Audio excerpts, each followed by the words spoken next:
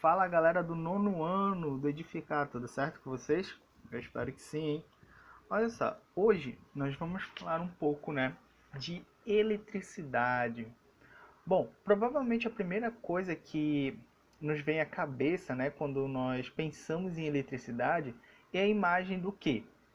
De uma lâmpada acesa, Ou do trovão, ou no caso dos raios, na verdade, que trovão é um som, linhas de energia, tomada, essas coisas. E a gente também lembra desses recursos tecnológicos que utilizamos no nosso dia a dia, que dependem também da eletricidade, como, por exemplo, o liquidificador, uma televisão, o celular, o semáforo, o sinal de trânsito. Esses aparelhos, eles tornam a nossa vida mais dinâmica, facilitando a realização das atividades cotidianas, se forem usados com sabedoria. Por isso, podemos dizer que eles representam um avanço em relação aos séculos dos quais não dominávamos a eletricidade.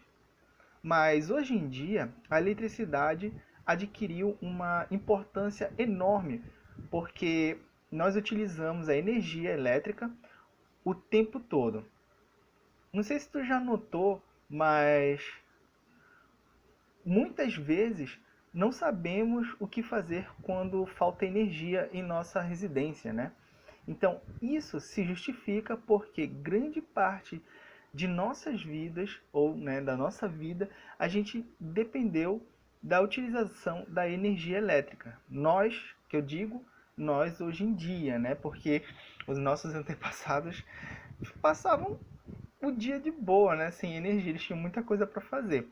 Bom, muitas pessoas, elas não sabem como se divertir, por exemplo, preparar um suco ou até mesmo entrar em contato com alguém sem utilizar eletricidade, Antigamente a gente ia na casa das pessoas e a gente deveria ter a sorte para saber se a pessoa estava lá, De repente ela não estava e a gente só deu viagem, Como diz o outro, Viagem de balde. Mas às vezes acontece, Apesar disso, nossa relação com a eletricidade ela é mais antiga do que muitas pessoas pensam, porque ela não é uma criação do homem, mas sim ela é um fenômeno da natureza. Ela está presente desde a origem do universo e foi responsável, inclusive, pelo surgimento da vida em nosso planeta, segundo algumas teorias. Mas vocês sabiam também que existe uma corrente elétrica percorrendo o nosso corpo, principalmente no sistema nervoso e cardiovascular. Os raios são outros exemplos bastante simples da presença de eletricidade na natureza. Ao longo do tempo, a física desenvolveu inúmeros conceitos que nos ajudam a compreender a eletricidade. Inicialmente, nós vamos estudar a eletricidade estática, isso é, as cargas elétricas e os princípios que regem a interação entre essas cargas. Positivamente, veremos a eletricidade dinâmica. Depois, nós vamos ver a eletricidade dinâmica, ou seja, a eletricidade elétrica em movimento. Desse modo, a gente vai perceber o fenômeno da eletricidade desde a sua origem nos átomos e até a sua utilização nos aparelhos eletrônicos. Mas o que é, a eletricidade?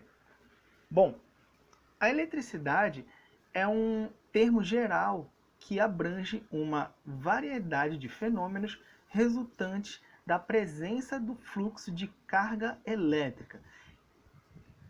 Esses incluem muitos fenômenos facilmente reconhecíveis, tais como os relâmpagos, a eletricidade estática e correntes elétricas em fios elétricos, como, por exemplo, de energia, Então, se tocar ali no fio, ou no caso, você pegar um fio elétrico encostar no outro, tu vai ver, né, sair tipo umas faíscas, um brilho, né? Então, isso aí é eletricidade. Bom, um conceito da eletricidade é o seguinte: a descoberta da eletricidade ocorreu no século 6 a.C., na Grécia. O matemático filósofo Tales de Mileto percebeu que quando a gente dá uma polida em um pedaço de âmbar, que é isso que vocês estão vendo bem aqui, né? Quem já viu aquele filme do Jurassic Park, tem aquele velhinho lá, que é o dono do parque, ele tem um âmbar na ponta do cajado, da bengala, né, dele, onde tem um mosquito lá. E esse âmbar, ele vem proveniente da árvore, né? Por exemplo, da seiva da árvore, que seca do lado de fora, certo? Então, ele percebeu que quando ele vai polir ali com um pedaço de âmbar, um tecido ou uma pele de animal, a resina ela adquire a capacidade de atrair pequenos pedaços de palha ou de penas, como vocês estão vendo nessa imagem. O pensador não sabia, mas esse pequeno fenômeno mais tarde seria a base de todo o conhecimento que nós temos hoje sobre a eletricidade. Durante quase 2000 anos, nenhuma novidade foi acrescentada aos estudos sobre a eletricidade. No final do século XVI, o médico inglês William Gilbert realizou novos experimentos com âmbar, influenciado pelo método científico galileano e utilizando outros materiais, descobriu assim que o fenômeno também ocorria com outros elementos. Então, Galileu Galilei não só realizou várias descobertas no campo da física, como também revolucionou o modo de se fazer ciência, dando origem àquilo que ficou conhecido como o método científico. O método de Galileu incluía a experimentação em laboratório e a repetição desses experimentos. Em 1600, ele publicou um livro chamado De Magnete, no qual reunia suas conclusões sobre a eletricidade e relatava também alguns estudos acerca da atração exercida pelos ímãs. Posteriormente, descobriu-se que a eletricidade e o magnetismo são duas faces de um mesmo fenômeno físico. A partir desse fenômeno, diversos cientistas propuseram teorias diferentes para explicar a eletricidade.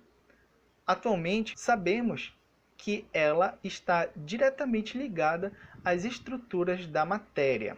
Agora a gente vai entender aqui um pouco sobre o que é a carga elétrica. A matéria é formada por átomos, e estes átomos, por sua vez, são formados por elétrons, prótons e nêutrons. Três tipos diferentes de partículas que nós chamamos de subatômicas. Então nós temos o nível atômico, que seria o átomo, que é esse que vocês estão vendo aí, né? Toda essa estrutura, que é essas bolinhas verdes, bolinhas vermelhas, os anéis e as bolinhas amarelas, que são os elétrons. Tá? Então, eles separadamente são chamados de partículas subatômicas. Tá? Então, vamos falar de um por vez. Bom, os prótons e os elétrons possuem cargas, né? Que são chamadas de carga elétrica. Uma propriedade peculiar que os diferencia dos nêutrons. Em homenagem ao Charles Auguste Coulomb, o físico francês que estudou a eletricidade, a unidade de medida carga elétrica no sistema internacional, ela é chamada de Coulomb, com a letra C maiúscula, tá bom? Então, o valor absoluto da carga elétrica de um próton é igual a de um elétron. Esse valor é conhecido como carga elementar, pois é a menor carga elétrica isolada que podemos encontrar na natureza. Por convenção, consideramos a carga do próton positiva. Ela é representada pelo mais e a letra E minúscula.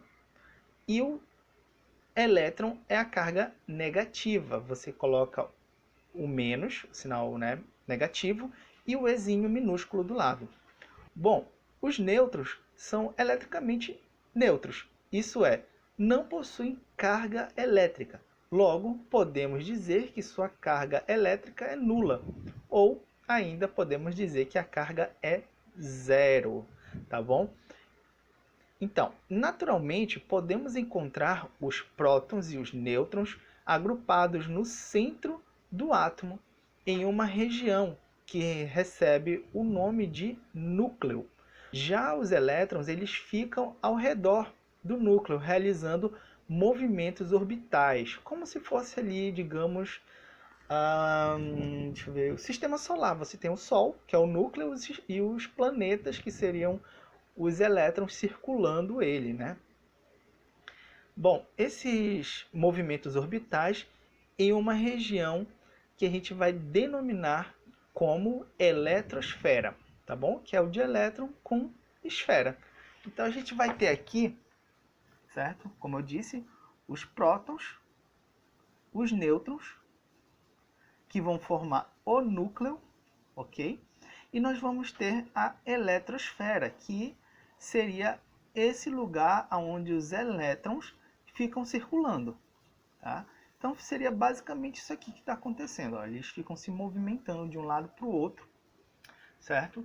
Quando um átomo possui o mesmo número de prótons e elétrons, as cargas elétricas equilibram, tornando eletricamente neutro. Então, se você tem ali, por exemplo, 3 prótons que estão no centro, né? Deixa eu voltar aqui. Então, se você tem aqui, ó, 3 prótons e 3 nêutrons, ou desculpa, 3 prótons e 3 elétrons, esse átomo ele é estável, né? Ele é eletricamente neutro. Por convenção, consideramos que o estado natural do átomo é neutro. Átomos que não são neutros recebem o nome de íons, tá? Então, por exemplo, professor, então quer dizer que quando alguém fala em íon, quer dizer que aquele átomo ele deve ter ou mais prótons ou mais elétrons. Então vamos ver a formação dos íons. Então aqui eu tenho um átomo, né, neutro ou eletricamente neutro. Eu tenho 3 elétrons e 3 prótons. Só que o que vai acontecer? Vai ocorrer a perda de um elétron. Aqui eram 3, perdeu um elétron, saiu fora. E ficamos com 2 elétrons e 3 nêutrons. E aí ele tem mais cargas positivas do que negativas. Isso é um íon. Só que quando nós ficamos com mais cargas positivas, nós chamamos isso de geração de cátion. Então é um íon cátion, tá bom? E agora, quando nós temos aqui um átomo nêutron, ele tem 3 elétrons, 3 prótons. Quando ele ganhar, olha lá, ganhou um elétron, agora são 4 elétrons e 3 prótons, ele está carregado negativamente. Isso quer dizer que houve a geração de um ânion, tá? Então gerou, formou um ânion. Então seria um íon ânion, tá bom? Bom, e aqui a gente tem uma tirinha, né, que representa mais ou menos isso que eu falei, porque assim, na verdade, não é que você vai perder um elétron, tipo, ele vai ficar aí solto pelo mundo, não, ele vai se ligar a outro átomo, então ele está meio que dando aqui o elétron para outro átomo, tá bom? Então esse está ganhando e esse está perdendo. Então, se esse cara está perdendo, o que a gente diz? Ele é um cátion. Se ele está ganhando, ele é um íon, o quê? Ânion, tá bom? Então, nós costumamos dividir o estudo da eletricidade em três grandes áreas, que no caso é a eletrostática, eletrodinâmica e eletromagnetismo. Simplificando os conceitos para fins didáticos, podemos dizer que a eletrostática trata das cargas elétricas que estão em repouso ou em equilíbrio em algum corpo.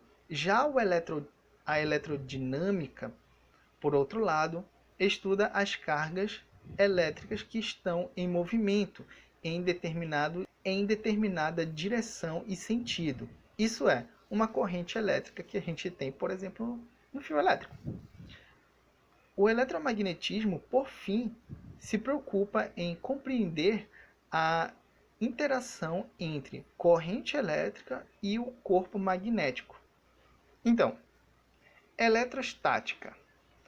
Ela vem aí, nesse nome vem do grego elétron mais estáticos, compreende o estudo das cargas elétricas que se encontram em repouso e de sua interação dentro de um mesmo corpo. Na sessão anterior, a gente viu o conceito de carga elétrica e as suas principais características.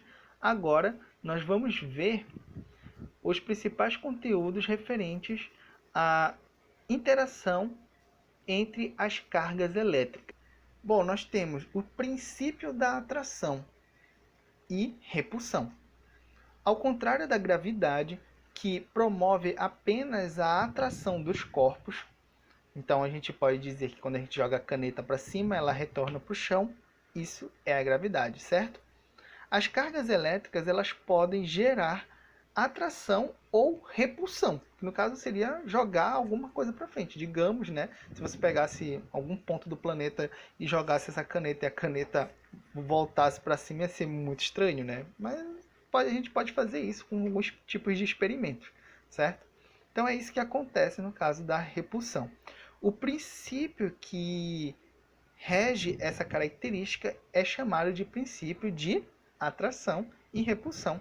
Então, a gente tem cargas elétricas de sinais opostos que se atraem, né? Isso aqui é muito famoso, né? A gente vê assim amigos, né, brigando, tipo um menino e uma menina, e ou senão tu vai lá, né, com o crush, né? A gente vai lá, olha assim, fala: "Nossa, mas fulano é muito diferente de ti". Ah, pois cuidado, que os opostos se atraem, né? Principalmente quando tu tem aquele amigo zoeiro, né, que tipo, tu sabe que a pessoa sabe que tu não gosta do fulano, e aí tu fala: "Cuidado, os opostos se atraem". É justamente isso aí, né? Então você tem o positivo, o negativo, eles se atraem. Beleza. Já as cargas elétricas de mesmo sinal, elas vão se repelir. No caso, positivo com positivo, eles vão se repelir. Negativo com negativo, eles vão se repelir. Certo? Bom, desse modo, ao colocarmos lado a lado dois corpos com cargas elétricas de sinais diferentes, eles serão atraídos um pelo outro. E, por outro lado, nós aproximando os corpos de cargas, no caso, de mesmo sinal, né, positivo com positivo e negativo com negativo, eles vão se repelir. Processos de eletrização de corpos. Bom, que tal a gente fazer uma experiência? Faz o seguinte aí. Pega um pedaço de papel aí, corta ele todinho, tá bom? Picota ele em vários pedacinhos bem pequenininhos. Pega um pente ou pega uma caneta mesmo aí de plástico, dessas que a gente usa na sala de aula. Aí tu vai pegar e esfregar o pente várias vezes, ou no cabelo ou na tua roupa. Só que aí tem que ser na roupa, tem que ser em uma direção só, tá bom? Ou tu pode tentar das duas maneiras. Tu pode fazer tanto de trás para frente, pega a tua roupa assim, uma camisa de algodão, esfrega, esfrega, esfrega, esfrega, ou tu faz só para um lado assim. Vai puxando, por exemplo, coloca na tua camisa e puxa, coloca na tua camisa e puxa. Depois, lentamente, tu vai aproximar o pente ou a caneta dos pedaços de papel. E aí você vai observar o que vai acontecer. Vai fazendo aí. Vou te esperar, hein? E aí, já terminou? Então, olha só. O corpo que possui quantidades iguais de prótons e elétrons, né? A gente já viu, ele está eletricamente neutro. Então, você tem 3 prótons, você tem 3 elétrons, ele está neutro. Consideramos que um corpo está eletrizado quando ele não possui a mesma quantidade de prótons ou de elétrons. Cotidianamente, um corpo torna-se eletrizado devido à perda ou a ganhos de elétrons e não de prótons. Por isso, somente aparelhos sofisticados como um acelerador de partículas, né? Se você nunca viu um, dá uma pesquisada, ele é só um círculo gigantesco que, se você pegar um átomo e colocar ele lá dentro, na verdade não só um, são 2, você vai fazer os núcleos, né? O núcleo, né, de cada átomo, pronto, né? O núcleo de cada átomo chocar um com o outro e você vai ter frações subatômicas desses núcleos, certo? Os elétrons, por outro lado, possuem grande liberdade de movimentação. Já a força nuclear forte tem um alcance extremamente pequeno. Quanto mais afastados do núcleo estão os elétrons, mais fácil retirá-los do átomo. Existem 3 tipos de eletrização e a gente vai ver os 3 agora.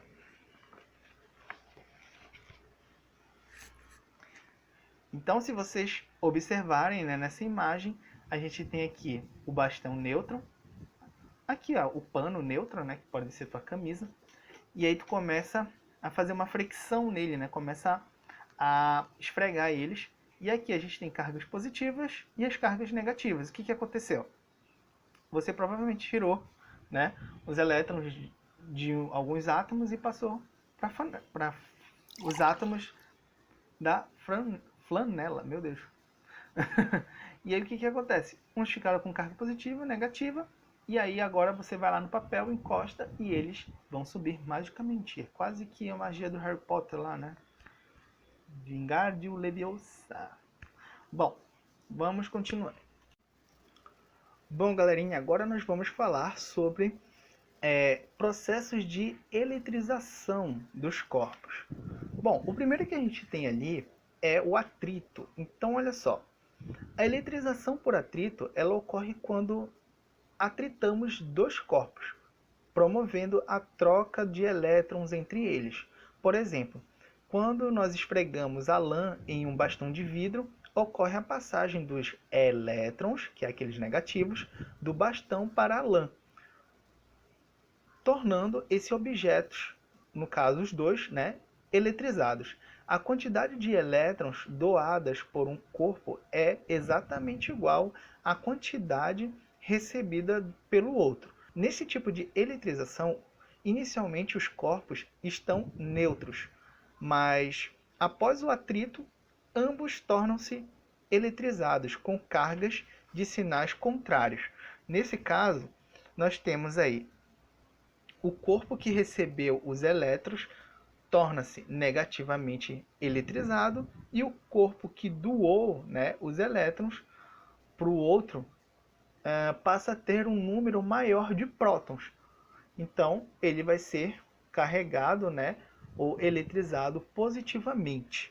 Então, nós podemos ver por essa imagem aqui que a gente tem. Cadê o meu mouse? Deixa eu conectar ele aqui de novo. Pronto. Então, nós temos aqui a lã, né, e o bastão de vidro. A gente começa a tritar eles, né, esfregar um no outro. Os elétrons que estavam aqui, eles 2 são neutros, né? Então eu tenho, digamos, 4 elétrons, 4 prótons. 4 elétrons e 4 prótons. Só que quando a gente atrita eles, a lã, entre aspas, roubou os elétrons, né? Ele passou os elétrons para cá. Então já tinha elétrons aqui. E aqui ele ficou com carga o quê? Negativa agora. E esse, como foi tirado os elétrons dele, ele ficou positivo, certo? nós vamos ter o processo de eletrização por contato. Como é que seria isso? Bom, quando um corpo eletrizado entra em contato com um corpo neutro, a carga elétrica passa a ser compartilhada pelos dois corpos. Nesse modo, se o corpo eletrizado possui carga negativa, ele passa os elétrons para o corpo neutro, tornando esse corpo negativamente eletrizado. Se possuir cargas positivas, ele recebe elétrons do corpo neutro, que se torna também positivo. Logo, ao contrário do que ocorre com a eletrização por atrito, na eletrização por contato, os corpos passam a ter a mesma carga elétrica. A quantidade de carga elétrica de cada corpo ao final da eletrização depende da forma e dimensão dos corpos. Se o corpo, por exemplo, for duas esferas de mesma massa e raio, cada um deles terá uma mesma carga elétrica. Então, se vocês olharem aqui, nós temos, né, um corpo neutro, o corpo com carga elétrica negativa, um encostou no outro. Agora, os dois têm cargas, o quê? Negativas. Processo de eletrização por indução. Então, como é que vai acontecer isso? Quando aproximamos dois objetos sem que eles se toquem, um deles está eletrizado, ocorre o fenômeno que nós chamamos de eletrização por indução. Isso se dá porque aproximadamente entre eles faz com que o objeto eletrizado provoque no outro objeto, né, no objeto neutro, uma reorganização de suas partículas, de acordo com o princípio da atração e repulsão. Quando falamos de indução em eletrostática, o objeto inicialmente eletrizado ele é chamado de indutor. E o objeto inicialmente neutro ele é chamado de induzido. Então, olha só essa imagem que a gente tem aqui embaixo, né? Então, a gente tem dois objetos. No caso, o negativo aqui, ele é chamado de indutor. Já o outro é o induzido. Beleza. Como você pode observar nessa imagem, né? A aproximação de um objeto negativamente eletrizado, no caso o indutor, ele vai provocar essa reorganização das cargas no corpo induzido. Desse modo, os prótons se reagrupam num polo próximo ao indutor e os elétrons no polo oposto ao indutor, respeitando o princípio da atração e repulsão. Caso o indutor fosse positivo, ocorreria o agrupamento dos elétrons no polo próximo ao indutor e os prótons, no caso, iriam para o outro lado